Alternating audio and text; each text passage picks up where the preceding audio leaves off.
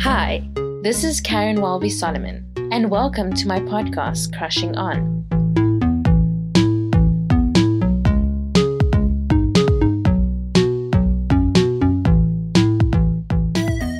Today's guest on the show is Zayaan Schroeder Mollagee. She is a film and TV reviewer for Channel 24, and she's also the creator of the blog Up the Faraway Tree, which reviews kids' books, TV, movies, and educational material. So it's such a great resource and so interesting for parents of young kids. So if you have children, please check it out.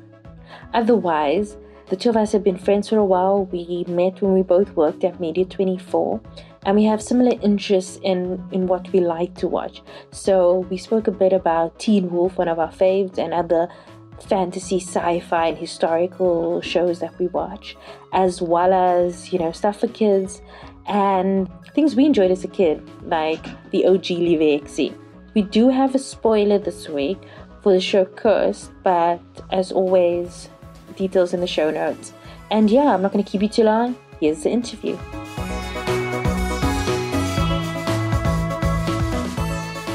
Okay, so I want you to start by saying, do you remember the first time we met? This is my favorite story. Oh my God, yes. When I was talking about Agents of S.H.I.E.L.D. and you piped up at the other side of the... It was on the other side of the divider, my head just popped up over, like that Doctor Who gif where he just pops up. Yeah. It was like that.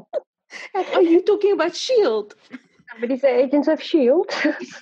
Hi. Was it S.H.I.E.L.D., wasn't it? Was it S.H.I.E.L.D. or was it Arrow? I feel like it was S.H.I.E.L.D. We spoke about Arrow afterwards, though. Oh, because maybe. then I remember Aisha didn't like Felicity. At the same time. Yes, Aisha didn't like Felicity. because she was all up in what's the guy's name? Oliver's. Oh your gosh, Oliver. I could not stand Oliver Queen. The fact that I carried on watching that show for as long as I did was crazy. These are few shows that I actually watched longer than I thought I would, and I realized I was speaking to Robin last night, and the only reason I watched him so long was, have you heard of somebody called Bryce Peterson? Yes, I used to like Bryce Peterson. Bryce Peterson did those photo recaps of Vampire Diaries and Teen Wolf, and that's the only reason I watched Vampire Diaries till the end, to watch it, just so that I could read his recap of some of his pictures saved, where there's someone in the background and he's like, "You okay?" or something like that. I think I have the ones all of Matt, because he was always going on about how Matt was poor. Matt Donovan. I burned my batteries for heat. Bryce Peterson was the actual best. We're easy now in this world. I hope he's well. I hope he's well. I don't know what he's doing with his life. But that's why, I think that's the only reason I watched those shows till the end, because both of those shows towards the end of it, they were not great after a certain season. I didn't watch it till the end. I think I skipped out of the Vampire Diaries season 5. I think I skipped out of Arrow. I think season 5. I can't tell you on Arrow where the last I watched. I stopped watching Flash also now, though. I don't watch any of them or the Arrowverse anymore. I feel like they don't know when to end it. I only watch. No, I do. I watch Legends. But only because they make fun of themselves. They don't take themselves seriously. They know they are there for comedic relief. So stop watching after season 1. And everyone is like, you should have stayed on, because I couldn't handle that damn Hawk people. And I got so frustrated. Oh my word, I forgot about him. I liked Captain Cold, and then they killed him. Oh, and I was like, I did like him. I was done. But then they said it got campy afterwards, which is also it got really campy. And so I'll watch that. But it's not on my list of, I have to watch it. I have to catch up on it. I'll watch it if I have nothing else to watch.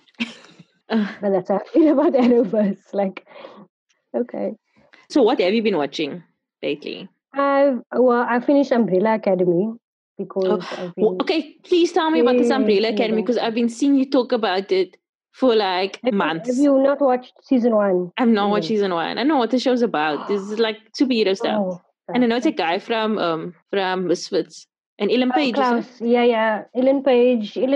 So it's this group of siblings, they all adopted. So this rich guy adopts 7 kids who are mysteriously all born on the same day and they all have superpowers.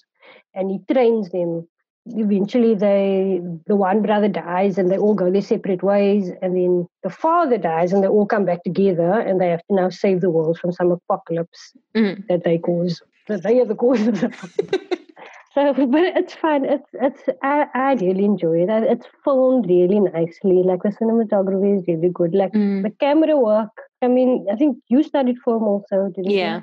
So like you pick up on stuff like the camera work and how like I just love it. And the one brother, he's a time traveler. Like he can jump, he can sort of teleport, but within like just like from here to the lounge or whatever if you want to, and also like to the 1960s.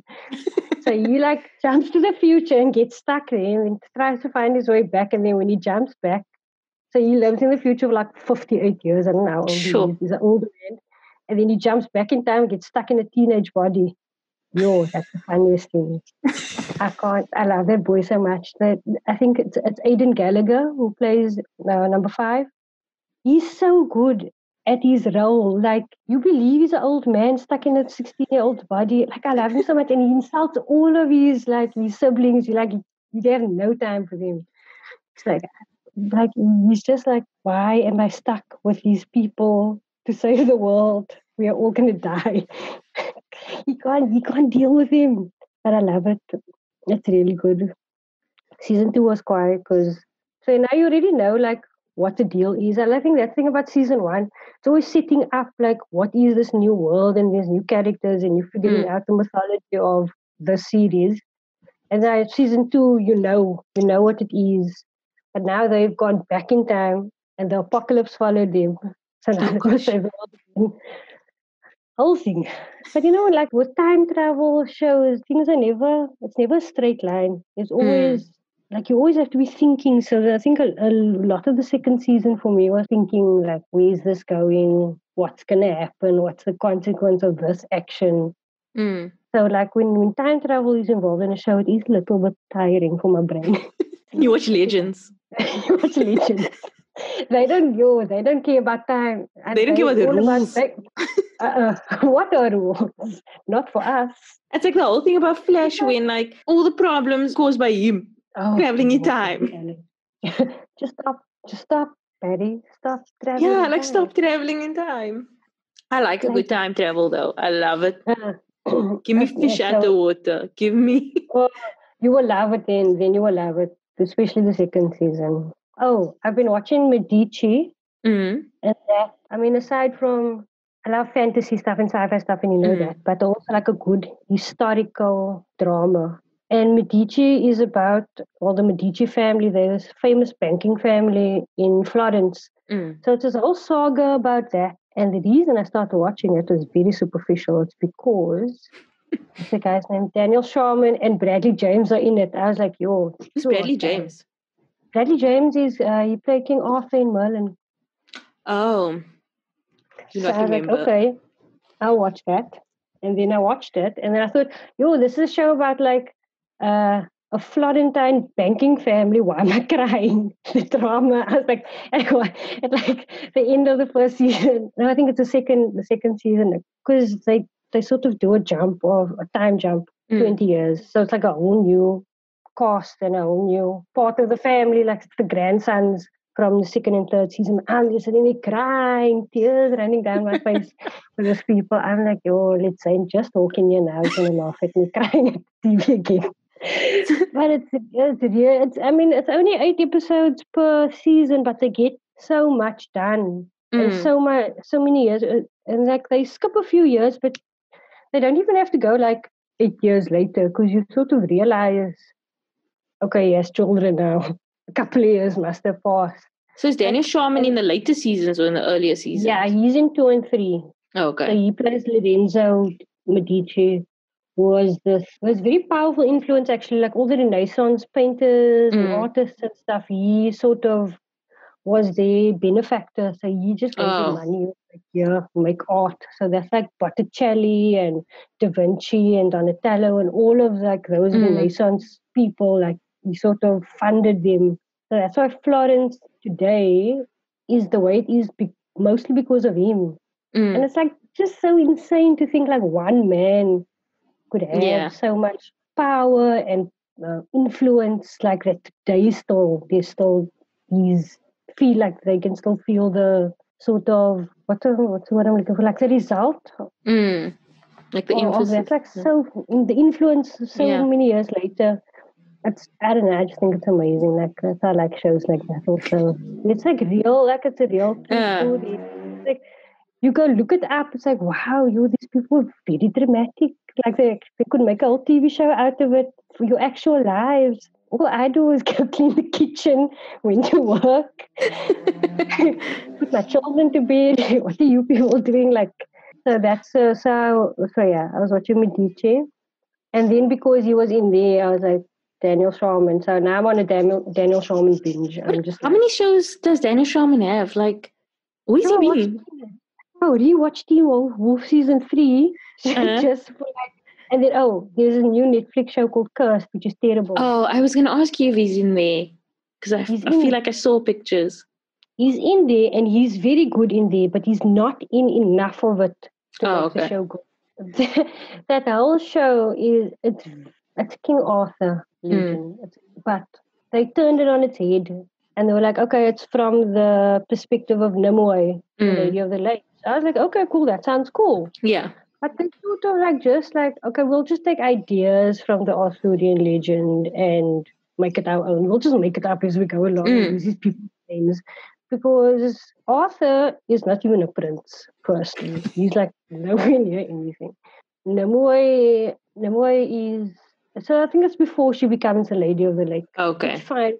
I mean, there isn't much law and story for her anyway, law and stuff, for her. I mean, so you can sort of make that up, but there's just some things that have to stay that are sort of central to the Arthurian legend, and they sort of do away with a lot of it. And I don't want to sort of spoil it, but like Lancelot Daniel Sharman plays Lancelot. It comes out at the end, like he's Lancelot, but he's this weeping monk, and he's also like he's like Fae, and they made him a killer, like this. Like the church found him when he was a kid and then turned him into like a kid, and he can sort of track his own kind, and that's why they use him. And then this is the whole thing, and I was like, But is it not based on a book? I think I read somewhere that it's based on a book, but the show was sort of commissioned before the book was even finished. Oh gosh. Sort of wrote the book it was almost like a companion to the show rather than okay. I read this book I'm saying a couple of years, but by a couple of years I mean probably high school or varsity or something like that, but like a long time ago, where it was a Meg Cabot book. I don't know if you read it, but it's also sort of based on Arthurian legend, but it's set in modern times, but like they almost reborn. Okay. But it's also like Arthur and the Lady of the Lake are kind of and meant to be. That was the other thing. The Lady of the Lake, in the legend and the stories, the Lady of the Lake and Merlin are actually like a thing. Then in this thing, they make it like father and daughter, and I was like, oh. But I suppose the legend has also changed. I don't know if you listen to podcasts other than this. I do. But do you listen to Myths and Legends? I have it on. It is on my Spotify, but I haven't listened to it yet. Amazing. This guy can tell a story like nobody else. I thought first of all, because there were some topics that I thought would be boring, but the way he tells the story, and it's just him talking. He doesn't even have like guests doing it, other voices. Like it's just him. But he tells it in such a way that you are like enthralled. But he tells quite a bit of Arthurian story. So which is why I think that like I think we were talking about it once where we say that we think it would make such a good like anthology series. They did like an MCU.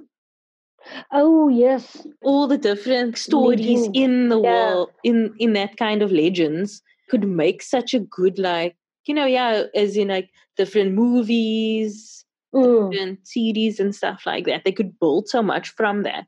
And there's so much story to be told, but that you can do that sort of like historical, but like faithful to legends. But the show itself was also somewhat like it was a little boring. I was lying there and just like, when are you just going to get on with it? The main character was she was annoying, man. Like, I hate it when they do that when the main character is annoying and the side characters are far more interesting or funnier. Then you sort of just love for the side characters, but the main character you have to look at for like 80% of the time. So it's a good like potential, but meh. It had potential, but meh. But I'd pass. Daniel Sharman. The things I do for Daniel Sharman, I watch Cursed.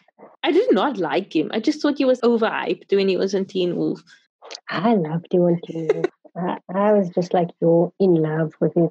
I think I also like Scott and Allison together, and then he came well, between. To be fair, Scott went with Kira first. I know, I like Kira too. Kira came along, and then they were all up in each other's business, and poor Allison was on the sidelines there.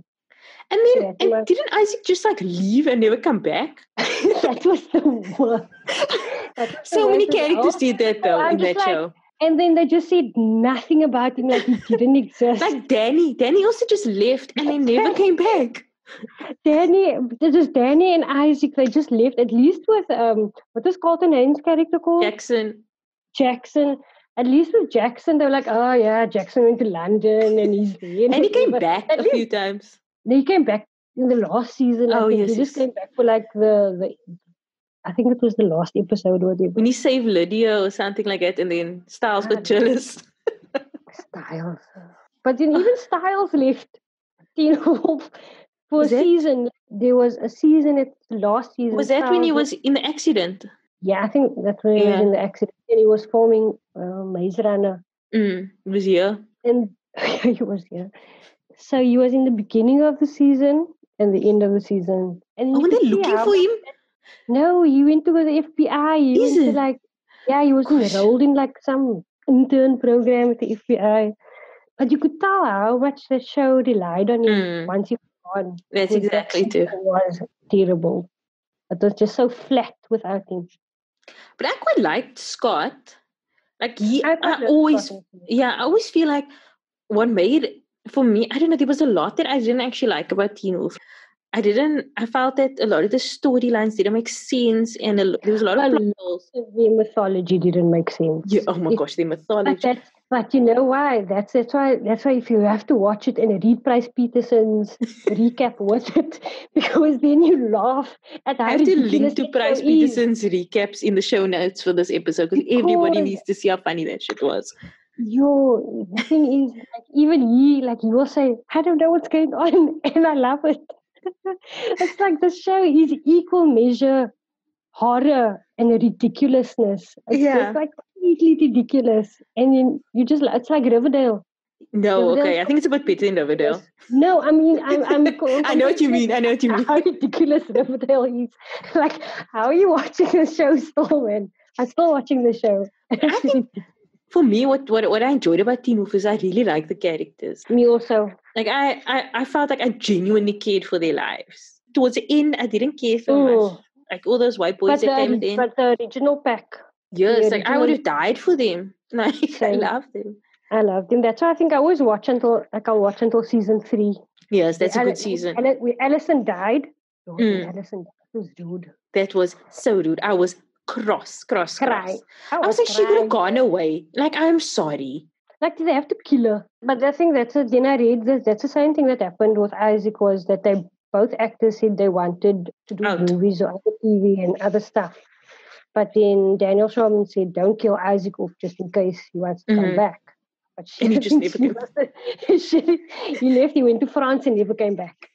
Didn't come help out. I do like that season with all the alphas. One of the tree thingy. Yeah. Love it. And when they flash back to young Derek, I know why I love that episode so much. Yes, that episode. I think I still downloaded a song from that episode that I played often. That episode with the girl that died by the tree. Ooh, I don't know why. It made no sense to me, but I was like, it makes so much sense. I believe this. No sense. Like, just the mythology was so off. But the characters kept you, man. You just loved them so much. What happened to Cora? I liked Cora. Cora. Oh, you don't have to Cora. Derek took her to South America and left her there. She's still there. And I think I posted this on Twitter when someone was like, your opinion on characters. I'm like, how the hell did this girl escape the hellfire? Nobody explained it to us. Like, Derek just went to a random house one day and she was there. Like, nobody speaks about the fact that if she wasn't in the house, then why did Derek not say, oh, I have a sister out there. I don't know where she is. Exactly. But he was shocked to find that she survived. So, huh? That whole show, it made no sense, but I love it so much. It is, but that's a show, where 100% the characters made the show, because yes, maybe annoyed me at times, but like, I feel like in most teen dramas, the main character will piss me off at some point. Yeah, like, but Scott wasn't like that. I love Scott. I love Scott. Yeah. Like, he was a true alpha. And he was so cute, and he was made jokes about himself. He was so fun also. Do you remember that scene where they told him he's the hot girl? Yes, I'll never forget that. I can say, I'm the hot girl. Yes, you are. They were so cute. I think that's what it is, just their relationships with each other also. It's this whole thing like this found family, man. That's like this trope that I realize I love so much of this, whatever show or book it is, where they make their own, for Teen Wolf, it's their own pack, but like, their own family that you choose. Yeah. And that you like to the end, like, I'm all for that. Then you got me crying for stuff. And with the children, what they into now? Rushdie is heavy into Pokemon. Like, both of them. But shame poor Daria, she's just like tag along. So put us into Pokemon, so she's not into Pokemon.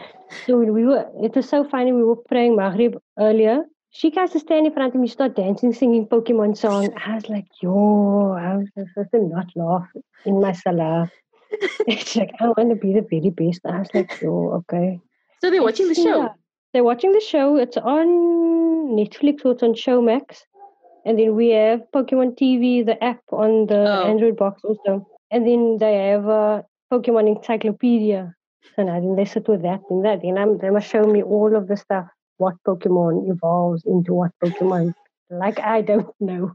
Like, I didn't watch this in my childhood. So they're watching, so they're very into Pokemon and Dragon Prince also. What's Dragon Prince? Dragon Prince on Netflix. I think it's such a quiet show, just in terms of diversity, especially for children, man. Like, the king is a person of color. The sergeant was one of his main gods. She's deaf. But she's so quiet, man. She kicks ass and whatever, but she's deaf. So they have like sign language and like just everything across the board is like so diverse. Really cool. And so like, and it's not like here's the token black guy, It's like everyone, there's like people of color, there's people of different sexual orientations even, and it's just like normal. It's just like, we're not making a thing about it. It just is what it is. We're not even going to talk about it. It just exists. And then She-Ra also is also similar like that. So he's really into like She-Ra and Dragon Prince right now in Pokemon. That's what I actually asked him earlier. I said, I'm going to be on the podcast. What you watching? He said, did you put down Pokemon? The most important one. But have you heard about Pokemon? You're like, yes, I used to play with those Tazos when I was... Yes, I've heard about Pokemon. Yes, we used to run around town, the streets of town, trying to hunt Pokemon, me and you. Yeah, the Pokemon. And then I still have the Pokemon Go app, but I don't really play it so much because, not like we're going anywhere. So what shows do you watch, or that they watch it, you also want to watch it with? That I watched Dragon Prince with him. Dragon Prince is it's really cool. Like Zane's also watching it, and he said like people compare it to Avatar. Oh, that's the other thing we watch. Avatar: The Last Airbender. Yeah, they love Avatar, but they don't like Legend of Korra so much. Okay, because it's sort of like a time jump, and it's a new Avatar, and it's a whole new story, and they're like, give me the original stuff. So Avatar they love, and then I watch Dragon Prince and She-Ra. I don't really let them watch stuff that I will watch with him. That's why I must be bored. I'll be the same. They must have good taste in things that they watch. Oh, I want you to talk about why you banned Peppa Pig, man. Because Peppa Pig is the worst. She's so rude. Like, I can't deal. Like, I just watch it and I was like, wow, how can this child be so rude and like speak to a parents like this? Like, oh, well, not even not actually not the parents, just like the father. They take him for such a hat. Like, they so disrespectful to him. Like, they call him fat. Like, obviously he's fat. He's a pig. Like, you also are pig, Pepper. We're not going around calling you fat. It's like, Daddy Pig so fat. Ha ha ha. Like, they just make fun of him. I was like, yo. And the thing is, Rishti was picking up some really junk ways of speaking, man. Like, mostly, no, it wasn't what you were saying, but it was just like the attitude, like the tone and stuff. Yeah, the tone and stuff. I didn't like it, and I was like, there's so much there's nicer things for them to watch. Like Daniel Tiger is a really nice show. Like Daria likes that, and but it's Mr. Rogers, that Mr. Rogers' Neighborhood. Yeah. We never got it here. We never watched it. And I haven't watched the movie yet. Yeah, Tom Hanks has now played him in the movie, but it's from his company, Daniel Tiger's Neighborhood, and it's just like cute ways actually, like for children how to cope with like big things like going to school, or if something doesn't go your way, like little songs and stuff to help them cope with situations. That's nice. Like that's teaching them some sort of life skill. Also. Yeah, no, that sounds cool. Because like this one episode where he goes and makes a birthday cake for himself, but the cake sort of smashes, and he's disappointed about he doesn't have a birthday cake. So his mom's like, yeah, but it still tastes like so they're like, yeah, that's the silver lining. It still tastes like cake. Things like that. Like when my kid get upset with something that like broken, like if the bread you cut it the wrong way. Like they don't cry over stuff like that anymore, because I'm like, yeah, but it still tastes like the same bread, like, and they don't complain about what kind of plate they're getting, because I was like, but does the plate change the way it tastes? No. So it's like good in that sense. Like that. So I'd prefer him to watch stuff like that than Peppa Pig, where all they're getting is attitude. I think, obviously I'm not a parent, but I've watched a lot of kiddie shows with my nephews, and I told him one nephew has like a full-on British accent when he was small, just like CBBS. There's so much more you have to consider when you think about what like content your children consume, because it's not just about like what they're seeing, or it's about like little things like you said, like attitude and tone and all that kind of stuff. You don't realize it until you watch it as a parent, like, and see how your children sort of react to it and what they come away with after watching it. But then there is like stuff like, I didn't like him to watch Teen Titans Go. But that was just me, because they were like being musach teenagers, man. Like they were just being weird. But then he was just laughing at it because it was weird. And I was like, just let it go, because sometimes you just have to laugh at things, man. Sometimes things are just funny because they are funny. So like he laughs so liquor for that. Like, cute man. What is your favorite shows when you were a youngin'? Depends what kind of youngin', like at what age. Like when you were a kid. I think I remember KTV. I remember watching X-Men, like the X-Men animated series. I remember the Cartoon Cafe, Disney's Cartoon Cafe. Oh, I think I vaguely remember that, but I don't remember. I'm trying to think what came on KTV is what I'm trying to think. And so I think we watched X-Men, and then the Batman animated series was also cool. I think I was a little bit older, maybe. That could have been like 9 or 10. Smurfs. We watched Smurfs. And KBs. I remember KBs. Very, yes. very. Do you know what? Know what I'm remembering? And I actually bought them the box sets. And I say I bought them the box sets, but I actually bought myself the box sets. Heidi. Yes, of course, Heidi. But did you watch the Afrikaans one though? Did you buy them that? Because that's the one we watched. The Afrikaans one I bought. Heidi. Do you know who's the voice of Heidi? Hilda from Sevendelaan. Oh, is it? Yeah. Wow, I didn't know that. I think my auntie told me that kind of recently, and now it's like my fun fact that I go to when someone brings up Heidi. That's a great fact. Yeah. I love it. And the goat. You know what? The goat. And the other one was Lieve Heksie. Oh yeah. I was actually thinking of that song the other day, the Lieve Heksie song. I always say to my, like, Lieve Exie has that friend Blommy, and she always says, "Hi, Blommy." So I always say it to my children, like I said, if they do something, I was like, "Hi, Blommy." So they asked me, "Who's Blommy?" The other day. So I showed them the video, like it's a clip on YouTube and of the episode. And then, I don't know, Exie she has a rock stuck on her roof or something. I don't know whatever. But the way she speaks, shame, Exie was depressed, eh? No, like it really feels like she had Yeah. problems. Like I was listening to the song, or I wasn't listening, I was playing it in my mind. And then she said, her name is something else, but they call her Lieve Exie. Yes, but they call her Lieve Exie. Maar But Lafini or something. Is my name. I'm like, shame, this girl just wants you to call her by her name. Don't call her nice witch. You call her Lieve Exie. I used to read the comics in the U or so. Yeah, I remember those. Lieve Exie comics and Bobo. Oh, Bobo, I forgot. Didn't it used to come in like a special Jelly Bean Journal? No, they came into August, but Jelly Bean Journal was legit. I remember when I joined Jelly Bean Journal and they put my name in the newspaper, I thought I was so cool. Sorry, you were asking? What are you reading?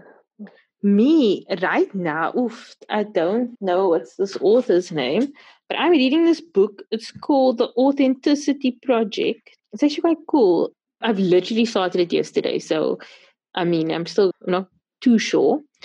But basically, it's about this guy. He's like an artist, and he's like 70 somewhat. And he goes to this cafe, and he leaves like this exercise book. And in the exercise book, he just poured his heart out. Like, this is where I am right now. And he's like, I'm 70 somewhat. I live most of my life for myself. And he'd been married to his wife for like 30 years or 50 years, whatever. And then his wife had died recently. And he realized it made him like kind of invisible, because he was like depressed, but he also realized how he didn't appreciate her when she was around. And then he leaves that book. Yeah. And then he leaves that book in like a coffee shop, and then the coffee shop owner finds it. And she's also got like her own stuff, like she's been single for like a while, or she just wants to get married, but she also like, she's a feminist, and she started this coffee shop. She used to be a solicitor, but this is what she wanted to do. And she doesn't feel like she really has anyone to be completely honest with. And then she writes her type of story in the book. I don't know where she leaves the book, like at this wine bar. And then so the book goes on and then it's everyone's stories, but people also, because they're quite honest. So like the artist guy, he says like, this is my name, I was an artist, I'm how many years old, whatever. Then she obviously Googles him. And then he says they always sit on this random, him and his wife always just sit on this random person's grave every Friday. So she walks past one day and she sees him there. And then she writes in the thing like, he says he's invisible, but he's like the least invisible guy you ever meet. Like, Google him. And then the next guy who gets it, he Googles the art guy too. And he's like, I'm by the third guy now. And I don't know if he's like addicted to coke and drinking and stuff, but then he's trying to be sober.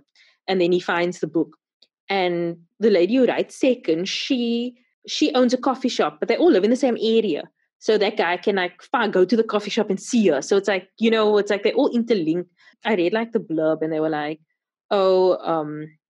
people's romances started, and they start becoming sort of like involved in each other's lives.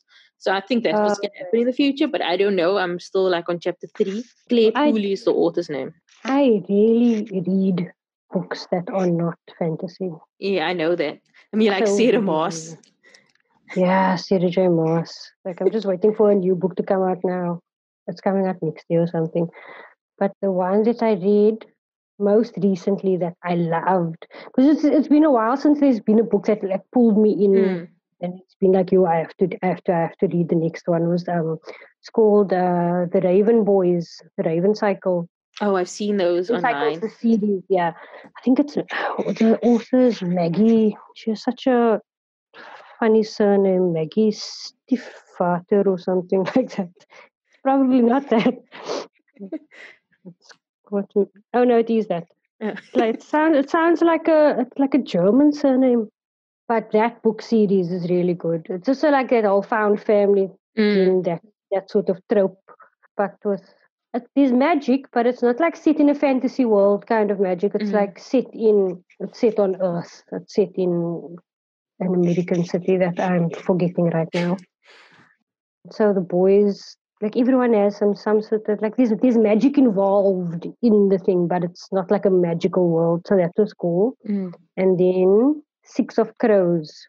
That is Lee Bardugo. That's her name, Lee Bardugo.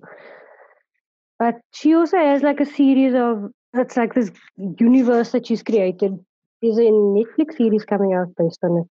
So it's called Shadow and Bone, and that's the first trilogy, and then Six of Crows is after that. But I don't know, I found Six of Crows to be a better storyline. It's more like a heist story, but set in this universe that she's created now. I was really enjoying that. I'm actually at the stage right now where, firstly, like, I only read books by women at the point that I am in my life now. You look so confused. No, I'm not confused. I'm thinking, I think I'm the same, but not by choice.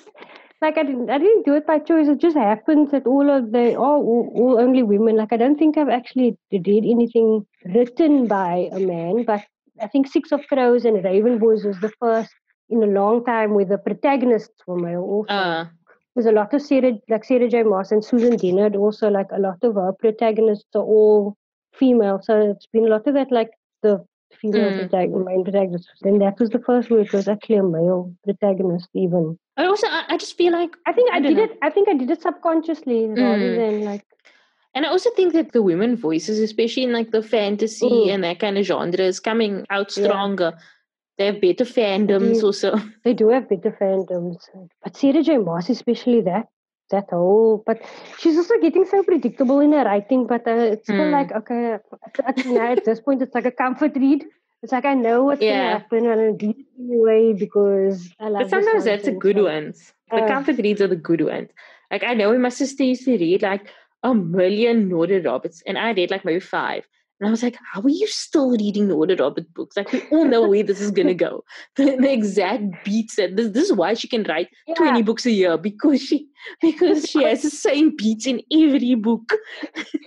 So I'm just change the skin, the setting. But it's comfortable. Yeah. Like I just have I'm actually just reading the books I have here at home right now because I have so many unread books. I feel like I have shelves of unread books. Lots of unread books. So I'm just trying to get through that. I want to like not buy any more books until I finish. I'm on a book ban. Like I have a lot of things that I have to finish reading. I think I'm currently busy with it's a series called. Well, the book's called The Conjuring of Light. It's the last book. V.E. Schwab is her name. Okay. I think it's Victoria Schwab. But she writes under like 2 different names also. She's like one of those people. Like, pick a name, man. Why do you like 2 different? It's like very confusing. But so I'm busy with her series now. I'm finishing that off. But also like imagine just the privilege of like I just want to get one book published. You can publish so many books. You can choose different names to publish under. Like, I want to get to that level. And I mentioned her earlier, but I'm like a big Meg Cabot fan. Like, she just writes she's the comfort food for me. And she used to have Meg Cabot, which is like her teen books. And then Megan Cabot, which was like the adult books. And then there was another one that was for like the paranormally books. And I'm like, girl, we know it's you. That seems like... Exactly. You're the same person. I think she does the same. She's like V.E. Schwab for like the fantasy stuff, and then she's Victoria Schwab for like the younger books. But I wonder, and I'm like, I suppose if you see Meg Cabot in a book, you're going to think it's some teeny Princess Diaries book. And she just... It's the same like when Nora Roberts writes under like a mystery or thriller books under like J.D. Robb. So... Okay. So like I suppose J.D. Robb looks like someone who writes a... And then when a fantasy, Rowling, like the person who we thought wrote Harry Potter, but we didn't really. But but wait, I wanted to ask. So I'm kind of like, this is a toxic trait of mine, but I famously made fun of you for being a Hufflepuff, but just for jokes, just because you got cross. But I love being a Hufflepuff. So anyway, I've been tutoring my nephew. That's why I like this found family and loyalty kind of thing. So I was like, I am such a Hufflepuff. Look at that. It actually turned out to be true. Like, that's what I love. Like, that's the stories I'm drawn to. See, I am a Hufflepuff. Give me a good cup of tea. So my nephew's been struggling a lot with like reading and stuff. So now we're reading Harry Potter because it's like the only book that I had 2 copies of. and he reads. We do it over Zoom, and he reads, and I read and stuff like that. So we we just got to the part where he's at the school, and I'm like, okay, we must sign you up to do your test. And then he does the test and he gets Hufflepuff. And he's like, what's Hufflepuff about? And I'm like, the lawyer, lovely people. What the hell is a Hufflepuff? So I was like, maybe I must talk to a Hufflepuff and see what's more. I don't know much about a Hufflepuff other than they're loyal. Cedric Diggory was from there. Tonks. But he doesn't know anybody yet because it hasn't started. But I don't want him to read it. And then you should have actually done the test afterwards. Yeah, I know. But I got excited to know some more characters. Because I'm like, they say such negative things about Hufflepuff. And I'm like, but as I've kind. Yeah. But as we've known them now. And also, I think it is in the books. She does actually, even the Slytherins are bad people. They're bad guys. That's what Slytherins are. But they're ambitious and they cunning. They're smart in that kind of way. It doesn't necessarily make them bad people. And I think that's what she's done in the books. Also, she's sort of painted the Hufflepuffs as being lazy. I am both those things. But they need some eyes, so. But I think somebody, oh God, JK, said at the Battle of Hogwarts, after the Gryffindors, the next house, most of them that stayed was Hufflepuff. So it's not to say that they aren't brave Hufflepuffs, says Cedric. The Tonks. I'm also now thinking of the Gen Z people making fun of us about being so with the Harry Potter house. But just leave us and our coping mechanisms. You're worrying about the wrong house. You're worrying about the wrong house. Leave us and our coping mechanisms, okay? You must all get here. But what you call is very fat phobic in the beginning of it. In the book I'm reading, to Rushdie now. Harry Potter, the way she describes Dudley and the Dursleys, they're fat and stupid. And I was like, oh, I'm trying to teach my children to be kind. Yeah, J.K. Rowling's teaching them to make fun of fat people. I was like, this is not how we go about things. I sort of edit as I read. He can read, but he can't read that well. So I can still edit the words and stuff like that for you, because some things are a bit problematic. But also I think it's the time at which she wrote it. It wasn't. We didn't see anything being wrong. Now we know better. So it is weird also, again, going back to that, what your children consume. Sort of things Enid Blyton also, the Faraway Tree. There's just some moments where the kids are rude to other a bunch of goblins or something, or elves who help them find the Faraway Tree. Then whatever the boy's name is, I can't remember now, Joe, I think, starts throwing them with fruit because they told him not to go out the tree. So he starts throwing them with fruit, and then he starts laughing at it, and then they're yeah, these elves are the worst or something. I was like, things like that. Then I just stop and I go, did you think that was a nice thing or good thing that he did? And he's like, oh no, that was that wasn't great. So yeah, let's hope Joe maybe gets a bit better. You sort of have to, even if there's because life is going to be crap. They're going to come across things at school with children are junk to them.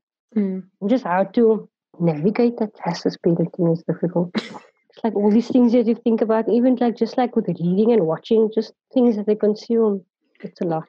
It sounds like a lot. I wanted to ask you also about Muslim representation in film and series. I think you spoke about it a bit on Twitter. And I was speaking about it with Najwa and Nikki about it, but it was about that show Rami. I was also saying, I think maybe that's just he himself said this isn't a show that's representative of what Muslims are. If you want to learn about Islam, go follow these people, and you go a bunch of scholars and stuff. That if you want to learn about Islam, go there. This show is not for you to learn about Islam, but it's sort of what people are going through and experiencing. And fair enough on that point. But I think Rami as a character, obviously not, he uses his own name. it's a very immature person. Like, how are you 30 years old and you still getting peer pressured by your friends? You're 30, man. Like, can't you say to you, like, can you not go to your friends? No, actually, I'm going to pass on that, like, cheers, see you later. Like, I'm going to maybe not go to the strip club. I don't understand. Like, a lot of his things, it's like more like he's trying to find validation for the things that he does. Not trying to be big. Like, he says he's trying to better himself and to find answers. And, like, I mean, you are a religious person yourself, so you know about, you question, you doubt, but then you go and find answers. You don't look for something to validate the nonsense that you're catching on. Yeah. But also, I was like saying, the way he portrays American Muslims, we're very lucky here in Cape Town, South Africa, where we have a solid community. Even like halal, it's not a thing here. Like, we have butcheries, we have to go eat halal. It's not difficult here. And there's a one scene in the show where he asks his mother, like, is this chicken halal? Never will you have to do it. Like, imagine me asking my mommy is this chicken halal? like that he actually has to ask his mother that. So I think it's a very different thing that they go through in America than what we do, and maybe that's what I don't relate to for that show. Like, it can't speak for all Muslims, and I don't think any show can do that where it can speak for all Muslims. Yeah. So I think just the representation is. But you think like there just needs to be just more people's stories? Or not even just more stories, like even just them being there. Like, there's two incidents that I can think of in these two shows. Well, one's a show and one's a movie. But in Spider-Man Far From Home, there was that Muslim girl that was just on tour. She was just there. Like, it wasn't a thing. Like, she was just there, like, doing it wasn't a big deal. She was in the class. No one said anything. She just existed. Yes, because that's what it's like. That's what it's like. And then another show, it's a Netflix show called The Society. It's only one season of it. I don't know if they're going to do another season. But there's a girl, and she's more of a speaking character. She's not one of the main characters, but she's like one of the sciencey ones. And then there's a scene where the main character comes down the stairs and she walks out the door. But before she walks out the door, she sort of looks to the side, and the girl's just in the lounge making salah. And she just looks and she walks on. It's not a big deal. It's like representation, even like that, man. Just like we exist in your society. We're not other. You know what I mean? Yeah, because I mean, like, that was nice to see. Like, just to see that girl. And then she was sort of like the astronomy. Like, she was sort of working out like where they were or something like that. She was the clever one. But yeah, just like, we exist in your society. We live here amongst you. It's like, you want when Daria grows up that she can pick and choose. Like, that there's a lot of Muslim women on TV that she can relate to or, see herself represented. For me, it's not even like that. For me, like right now, it's just like that there's brown people on TV for her to see. Like, that's like Doc McStuffins is very cool because she's like a black character. And she's a doctor. Like that, like Doc McStuffins on the ones. And then there's like Nella the Princess Knight is also cool because she's a princess, but she's also a knight. And she's brown. It's like 3 ticks. Like, like these things, there are like shows that there are more and more shows that you can see yourself in.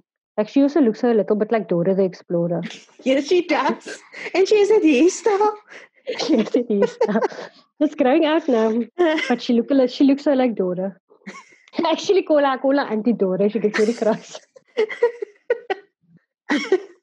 I'm watching The Crown for the first time now. I know. I'm in season 2 now. But I actually wrote this down because I wanted to bring up a letter you wrote the Queen, man. I love Lizzie. It's my girl. She wrote me a letter. She did not write me a letter. But a lady in waiting did. And how old were you when you did? I was fine. I was 8 to 9. I wrote the Queen a letter. I don't even know what I wrote in that letter. I can't remember. I remember getting a reply back from a lady in waiting. And then it was typed out, obviously. They probably have like a stack of these letters that they just put in. But it has the royal stamp on it. It has the header and everything. It has my name on it. And I'm happy with it. Just said thank you. Just something like, thank you for your letter. The Queen gets hundreds of letters a day and can't personally answer them all. But thank you. And then she signed it. I think the Queen signed it. It was the lady in waiting. I think the lady in waiting. I don't think the Queen signed it. I don't think the Queen is allowed to sign things. But it's on her stationery. What is that? I was watching the trailer for Princess Anne's documentary, like Anne at 70. Okay. And then in the Princess Anne, to be honest. But she seems quite funny. And then she is funny now in this later seasons. I think what is last season? Season 3. Where she's more grown up. She's actually quite funny. Yeah, so the old lady seems quite... Because I remember that video where Donald Trump was there and she didn't want to come greet and the Queen told her to come. And then she was like... But anyways, I saw the trailer of the thing, but it's on ITV and obviously DSTV took ITV off, which I'm very angry about because I love Long Lost Family. But anyway, back to... So now I saw the trailer and in the trailer, she's calling her mommy she's calling the Queen on Zoom. And then she asked her, like, how many faces do you see? You should see 6. And the Queen's like, I see 4. And then Anne's like, that's okay. You know what I look like. And then, like, the narration, they were like, we're not the only ones who have been struggling with getting our parents to on whatever during the lockdown. I was like, that's so true. I love it when they when they show how real she is. Yeah, I love like those things, like those documentaries. I just love listening to the Queen speak. Also, she just speaks in this like very proper way that I don't think any other British person speaks the way she does. Not even her family. I haven't seen season 3 yet, so I haven't seen Olivia Colman because now we're like halfway through season 2. Claire Foy is so brilliant at that accent. Oh, I couldn't actually deal. Like that show is amazing. Like even my mom. But I don't know why I'm so in love with the royal family, the colonists that they are. You know, like they're such colonizers, but I love them. It's like we've drunk the Kool-Aid and. But you used to call Philip your fave as well.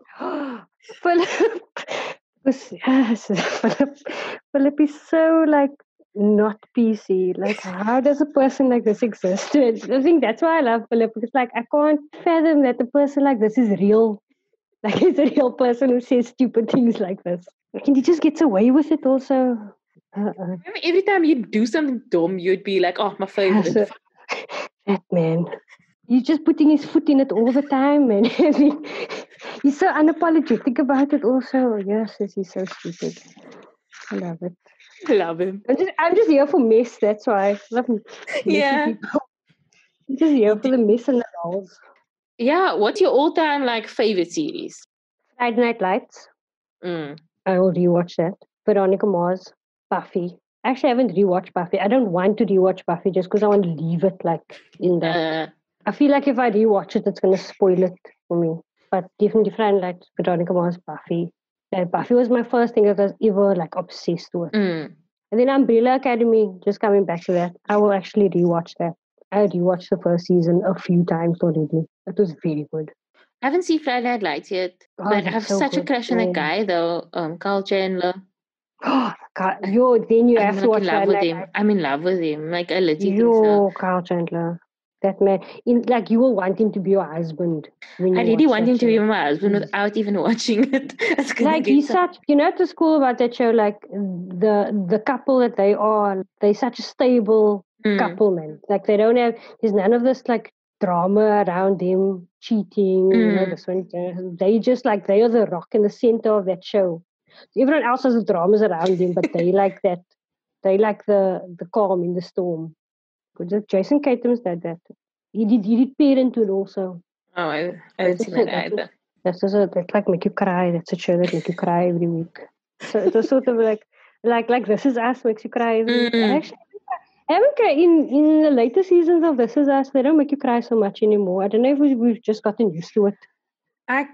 I'm not saying you don't cry. So much for damn Uncle Nicky that I can't actually deal. Uncle Nicky. Old people make me cry. Like, I mean, before it was like, sad stuff. Okay, I suppose Randall's father's old, but old people get me in my throat. I just want to cry. and him, But old people crying. That whole thing with his whole story is just so heartbreaking. Oh.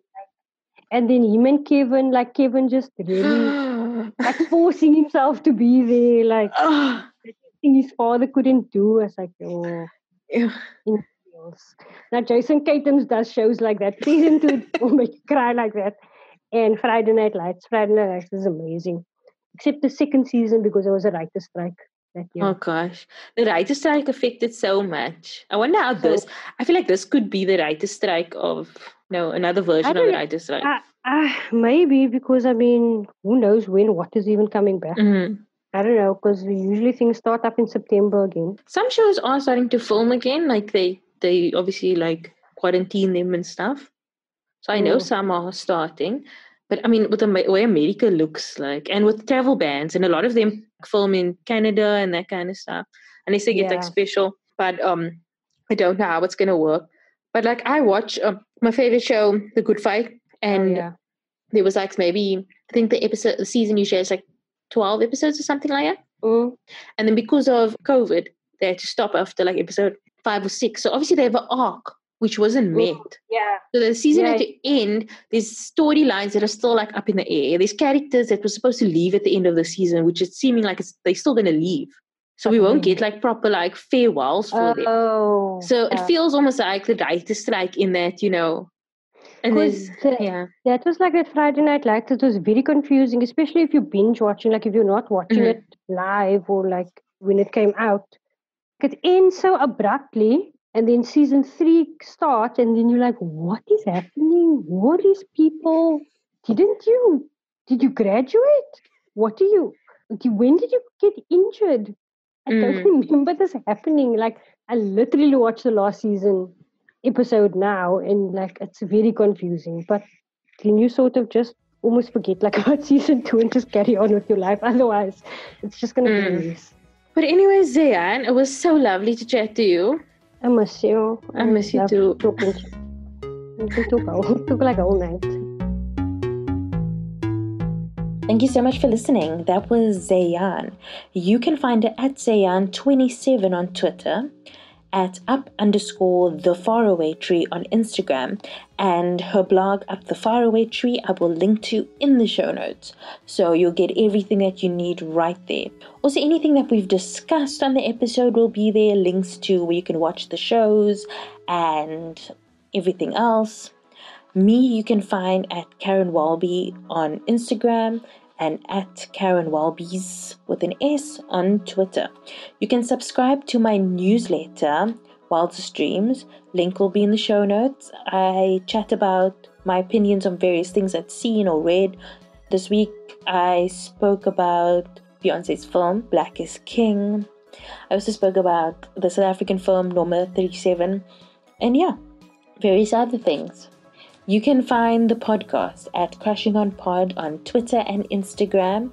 crushingonpodcast.com is the website, and you can send any feedback to crushingonpod@gmail.com.